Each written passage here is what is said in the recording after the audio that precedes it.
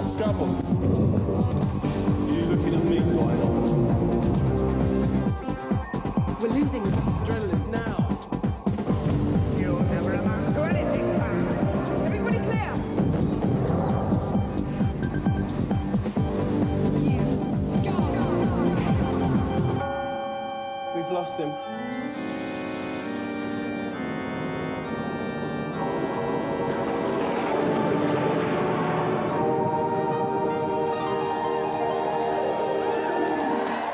Viewers, it seems that you can't open a newspaper, magazine or small door these days without hearing about the internet.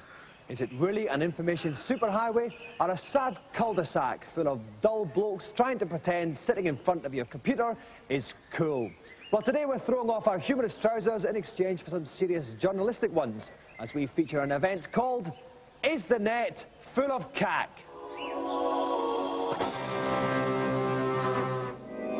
The test I've devised for this event is a simple one. 2 contestants must nose around the net and find 5 things of interest before the end of the show.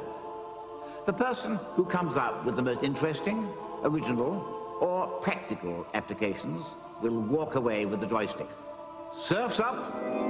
And trolling the net for us today, we have 2 blokes who know more than you, me, and that annoying ginger kid who lives down the road put together. We have Neil Ello from Internet Magazine and Gary Fenton from Net User. Neil, you're using an Apple Mac PowerBook instead of a PC. Why is that? Mainly because I didn't want to have to lug a great big PC in with me. And also it's set up for multimedia already, so it's easier.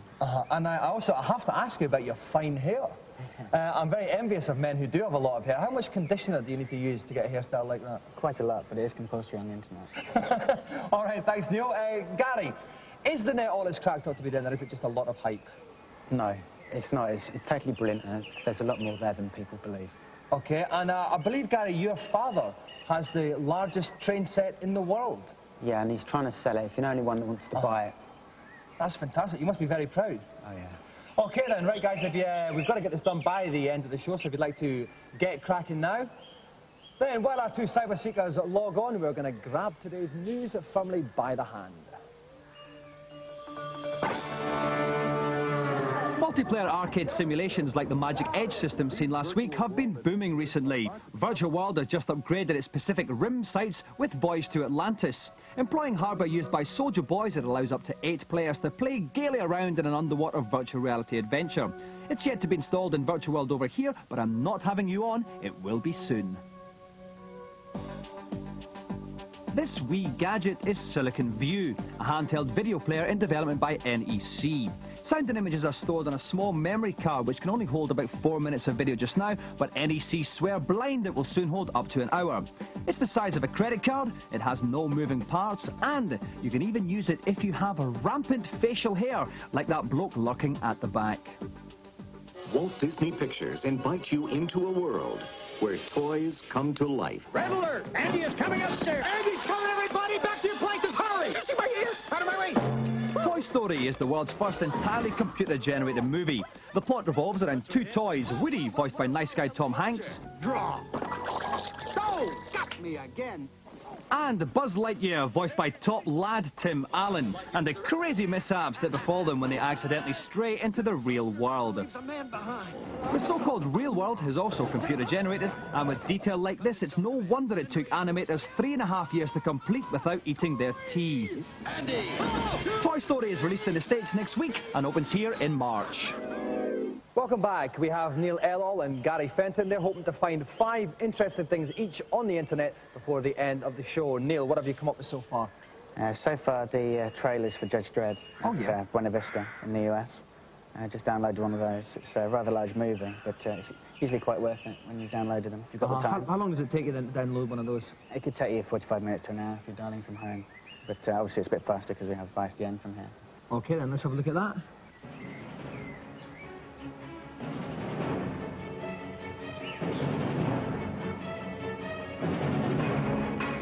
Fantastic.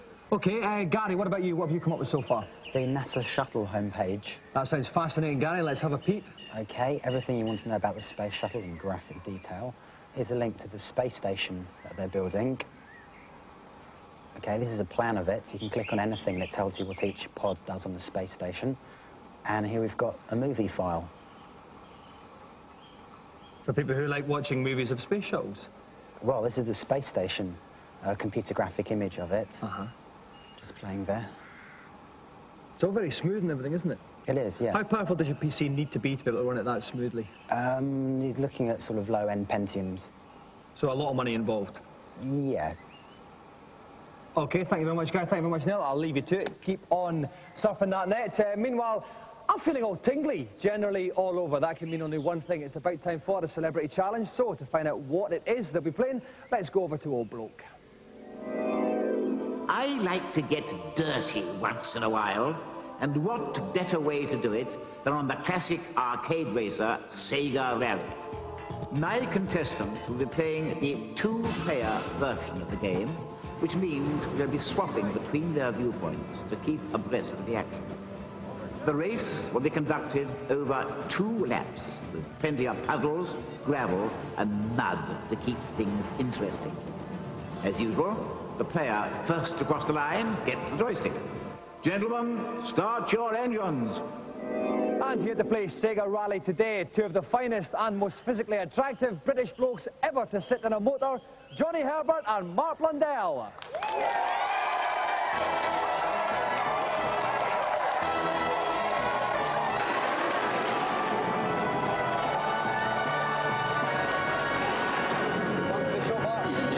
Johnny. OK, now, Mark, I know you've both had a brief practice on the game. How does it handle compared to a real car? Pretty good. It's pretty good. It's quite realistic. Any problems you envisage? Yeah, Johnny. Because I have to say, me and the commentators, we like to have a little bit of bet, just a couple of smarties, you know, either side. It's pretty 50-50 easy, even money just now. Do you think you can take Johnny? I'm sure I can take him. Now, Johnny, you've been on Gamesmaster before. You were very successful last time. Is that going to give you the edge over Mark, do you think? I hope so, yeah. I think after our little battle then, I think it's going to be interesting.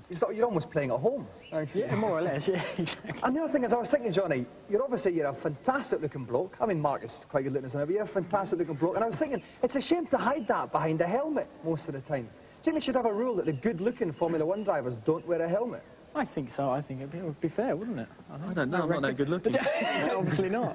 OK, right. Coming up in part 2, we're going to see if Johnny can take Mark, and perhaps even more importantly, can our 2 net surfers find anything interesting on there? Join us in a couple of minutes.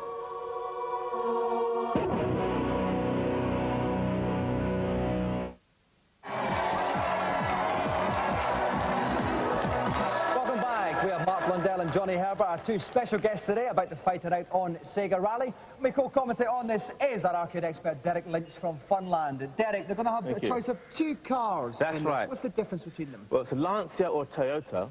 And the Toyota is fast on the straights, and the Lancia is better on the corners. But I think they're going to go for the Toyota. OK, so speed is the order of the day for them. Any other tips you can give them, Derek? Yes, they should watch out for the steering, not to oversteer, because the cars are very sensitive. Yep. Yeah. And what about slipstream? And to watch out for the slipstream, because if they're behind and they get into the slipstream, they can take advantage and overtake. OK, let's hope they bear Derek's words to mind. OK, then, it's a 2-lap race. Whoever is in the lead at the end of the second lap will win the golden joystick. Best of luck, Mark. Best of luck, Johnny. Start your engines. We're going to get the count in a minute. They're both revving up a little bit. 3, 2, 1, off they go. We'll start with Mark Blundell's monitor. He is, in fact, in the lead. He's got the better start. Fantastic standing. We can see Johnny in his rearview mirror there, losing a little bit of ground. Let's swap to Johnny Herbert's monitor. We can see him behind. He's trying to get the right race and overtake him. Derek, what would you do if you were Johnny? You try and get into the slipstream straight behind him, and then on opportunity, try and slip down on the side. Okay. I think he's going to try and do that. He didn't get the inside. He's in the slipstream now. Now he's going for the inside. Johnny Herbert's going for the inside. Oh, Mark fires into him there. Taking a leap out of Schumacher's boots. So Johnny is still in second place. We're still in Johnny's monitor. He's in the slipstream. And again, he makes his move on the inside. Johnny overtakes him. Oh, yes. OK. Now let's go Mark Blundell's monitor. We can see Johnny tearing ahead. Mark took a little bit of bump in the side after that. So flummoxed was he by Johnny's overtaking manoeuvre. Mark's in second place. Johnny's tearing ahead here. Derek. OK, so Johnny's on the gravel now, so you have to watch out because the drift here is quite a lot. So you can see that Mark is catching up here. OK, let's go back to Mark's monitor. Indeed, Mark has caught up a little bit. He's in the slipstream, he's moving out, but Johnny cuts him off as we come at the end of the first lap, and he's neck and neck at the end of the first lap. We're in the jumpy bit now. Now we're going to do another, it's a sort of gentle right-hander there, still Mark Blundell in second. They go to the halfway checkpoint. We're halfway through the second lap. Another overtaken when you have banged into by Johnny Herbert. He's having an aggressive race, Derek. That's right. He's probably watching him in the mirror and blocking him out. Well, that's it, of course. If you can't see the guy behind in your mirror, if you keep them in the middle of the mirror, they're not going to be able to overtake you, are they, Derek? Yeah. OK, so let's go back to Mark's monitor as he tries to overtake him. Mark does it! Mark overtakes on the inside, but Johnny takes the lead back again. This is a fantastic race. We're still with Mark. We can see Johnny Mark's trying to get the line. He goes for the inside. He does it! Mark over, he loses it again on the ground. He spins off. This could be Herbert's race, Derek. We're coming up to the finishing line. Now Mark makes a last ditch effort on the inside. Johnny holds it. Johnny Herbert is the winner!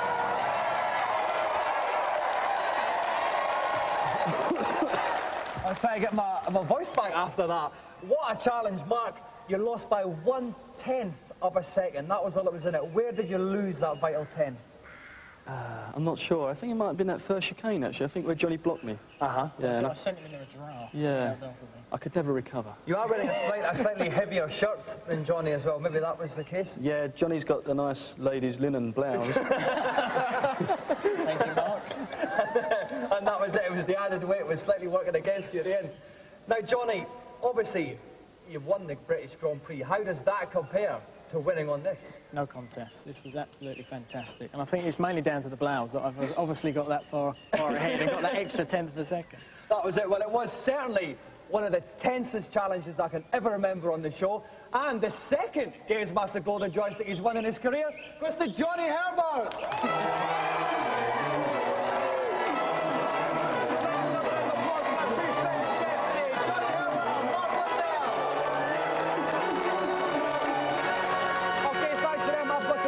Myself now to see how our internet surfers are getting on.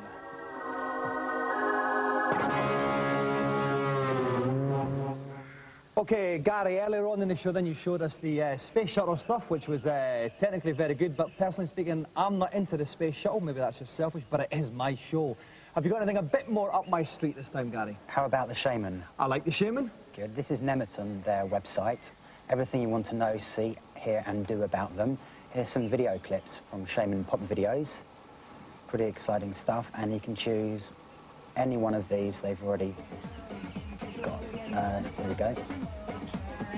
Now, why is this better than, say, just buying a Shaman video? Because you've got to pay for it, and here it's free. Apart from your phone lens. All right. Disadvantage here, it's small, slightly blocky. You don't get the whole track. Right. You get stuff on this you wouldn't be able to get anywhere else? Sometimes. Shaman would be doing some of their concerts almost live as they happen on the internet. Right. And also details if they're playing secret gigs, things like that, would you be able to get on this? Absolutely. OK, well, you're slightly rescuing yourself there, Gary. That was a good one. Now, Neil, you gave us some Judge Dredd clips, which was fine, but it is quite an old film. Anything more up to date, Neil? Well, one of the attractions of the internet is free software, free games. So I thought I'd have a look at what LucasArts are doing on their site. They're offering free software and demos and screenshots, but some of the demos are quite good, and you can download them. And it's giving you a few previews to what's happening with Rebel Assault 2. Oh, yes. So that should be quite interesting. Again, I would say, what's different in this than, say, the discs you would get on the front of a PC magazine that would have those things? Nothing at all, apart from you can do it from home. Right, and you can pick and choose. You can pick and choose. Yourself. OK, not quite as convinced by your one, Neil, but we're going to stop them now. They have been downloading other stuff throughout the show. We're going to stop Neil and Gary now while we compile all their clips together. We're going to go and have a look at today's reviews.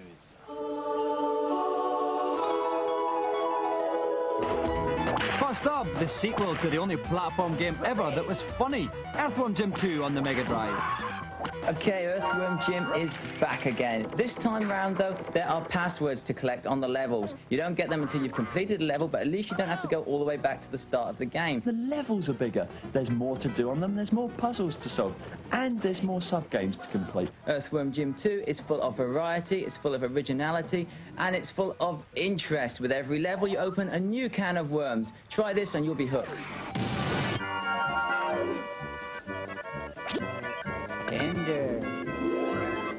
Ender.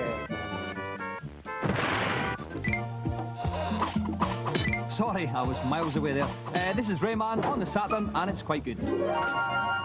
Very, very original and very tricky. Rayman is definitely a next-generation game. It's probably the hardest platform game available on the Saturn at the moment. The nice thing is there's a good learning curve as you go through the levels. They get tougher, but you're given special tricks and powers that enable you to beat up the baddies and get even further. It is a very good game. It lasts for absolutely ages, and it looks like playing a cartoon.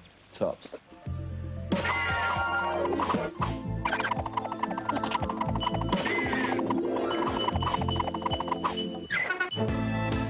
Finally, the only chance of a British bloke or lady ever winning Wimbledon. Power Serve on the PlayStation. Power Serve looks like being the UK's first next-generation tennis game, and there have been a lot of very good tennis games recently on the 16-bit market, so Power Serve's got a lot to live up to. It has got some interesting features. For instance, it's got a two-player split-screen mode, and you can change the camera angles for each of the players playing.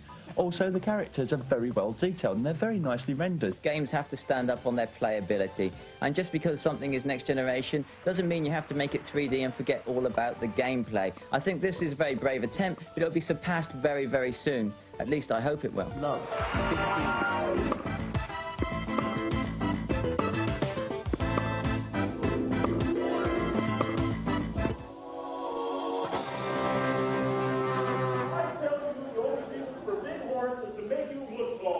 We're here in Seattle for the World Doom Championships. It's very, very cold, and there's a very naff stage thing going on behind me. Thankfully, we're not that concerned with that. What we are going to do is follow the progress of a couple of British guys who are taking part. 50,000 entrants have been whittled down to 24 finalists who've gathered here at the Windows 95 launch to decide who will quite literally win the competition. Standing between the Brits and victory, several unattractive Americans with funny names. Point Man from the Dallas server. D-Man, San Diego. Rage, Oakland. David McCandless, UK. I sat down with the guys before the competition to find out their life story, hopes, aspirations and stuff. Well, I entered the UK tournament with no big goals, just went to have a laugh, and that's my attitude here as well. So if it goes as well as it went then, I'll be the winner. I want to get through the first round. I want to get knocked out in the second round, and then I can have a drink. While the first matches got underway, I tried in vain to understand one thing David's opponent was talking about. He's the best down there. British is probably good, but I don't know. He won't beat the best American now. Cocky git. Well, now it's time to see as Andre began his first round match against the sadly named Doom Dude. The guys play 3 5-minute death matches in a kill the other bloke more times than he kills you type situation. After a slow start, Andre took first blood. The action was tense, and both players copied my chatting up ladies techniques, hiding their emotions as they played. 17. So 10, 10, 10. 10 on this guy. Okay. Andre. Yeah. Okay, mate, how did you do? Well, I won. Yeah, what was the score? 10-2, 10-6, and 2-1 in 3 games. So you kicked American butt early, didn't you? Yeah. Downstairs, David wasn't looking quite as blasé as he had been, especially when his match was stopped midway through due to a technical problem. We're going to stop at the beginning of this, because there's no sound. I think we should do Doom 2 again as well. There's no sound on that either. Yeah. No, we had sound on that one. Oh, I didn't hear it. Easy, Tiger. Unfortunately, the Yank made the most of David's loss of composure, and before you could say, Americans are cheats, it was all over. So, Michael, what happened? Well, I was 7-1 up in a game, getting back on a score that I lost, and they declared the game null and void because he didn't have sound. What they failed to recognise is that I wasn't really sound either. So basically, we replayed the game. I didn't do as well the second time, and basically, as you can see, I lost my heat. So the little American kid cheated, basically. Micah said reckons you cheated. It's not cheating. I mean, if we started again, he had a fair chance of beating me again like that. You know? I didn't have everything was screwed up that time. Including your pathetic attempts to grow a moustache. All Britain's hopes of sticking one up the Americans now rested with Andre, but in round 2, things were looking decidedly iffy. Hands up. Count 15. Talk us through, Andre, what happened there? Well, you know, it's not my usual settings, and it's a foreign country and all that. It's a good player. Yeah, wish him luck. Well done anyway, Andre. Thanks. All the best. Thank you. Cheers. Okay, so from now on, the game will just be played by Americans in the Great British tradition. We have lost quite early on, so basically we can skip now, forward wide to the end, and the winner was an American bloke. And if it's any consolation, the bloke who beat Andre went on to win the whole tournament, and I bet he's never had a girlfriend in his life. Right, our Surf on the Net experiment has finished. We've got all the sites that Gary and Neil have managed to download. We've compiled them all onto the hard drive. Now, Neil, we've already had the Judge Dredd clips and... What else have we got from you? LucasArts. And the LucasArts. Right, OK, we've got 3 more things from you then. What have you got? OK, well, I heard you're a big Kylie fan, so... I do like Kylie. Went out to see if I can find some nice pictures. As long as she doesn't start singing or anything. That's right. I just think, this photo shows what some of the people on the internet are like. Top Kylie picture action there. Yeah. Now, can you print this stuff out so you can print out in colour, put it on your wall or your ceiling or anything? If that's what you wanted to do, of course you could. I'll tell you how to do it later. Nothing wrong with it, very healthy. OK, what's your next one? OK, well, one of my pet hates is football. I can't stand it, but there are a lot of people out there that actually like it. Like myself? The internet's a great way of finding out what's going on. This is quite a new site that's gone out to show the Premier fixtures and results. It also allows you to give some feedback. So you can give feedback to the people that run the sites, tell them what you think is going on within football. So it's the equivalent of having an argument in the pub? It's exactly the same as having an argument in the pub. Only people don't know who you are, they don't need to know who you are. Yeah, and you don't get your head kicked in if they disagree. It's harder for them to kick your head in. Yeah. OK, and finally then? I thought I'd take advantage of the ISDN here again. Yep. And download a Bjork video. Here it is. Quite small though, isn't it, on the screen? You can blow it up, but it goes slower. OK. So in fact, that's not actually that impressive, I'd have to say. It's like watching a postage stamp moving. It is.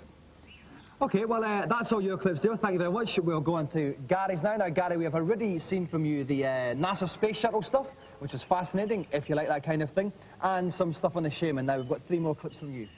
OK, right. The first one is the X-Files official homepage. Oh, dear. I hate the X-Files. Everyone's really into it. I think it's all a bit it's slightly geeky, Gary, I think. And I don't think Scully's nearly as attractive as I don't think so. You've got to be intelligent to appreciate the X-Files, Dom. OK. Was that a dig there, Gary? Yes, it was. OK, fair enough. I'll let you have one. Thank you. Right. All the information you need to know about this and all the episodes that haven't yet been shown in the UK. Right. Keep us posted. OK, what else have you got?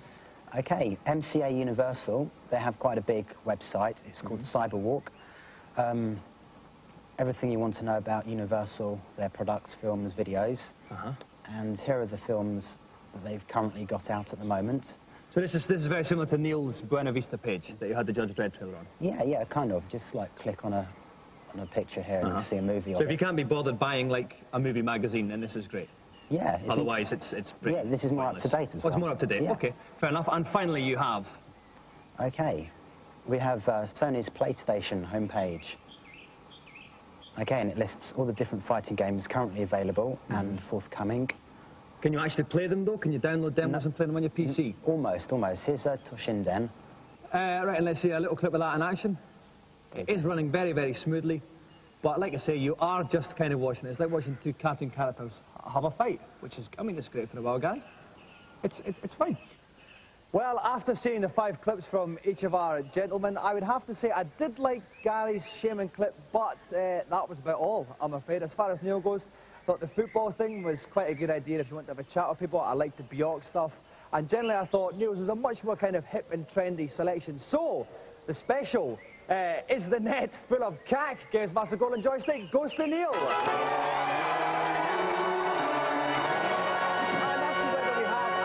Question, is the internet full of cack? I would have to say I've seen very little today that I feel you couldn't get from a magazine, though. But what do I know? I'm just a fantastically well-paid television celebrity. Right, that's just about it then for today's show. Just remember, life is like a Formula 1 Grand Prix motor race. It's fast, it's furious, it's exciting, but if you don't take frequent pit stops, Murray Walker will taunt you at the end. Bye-bye.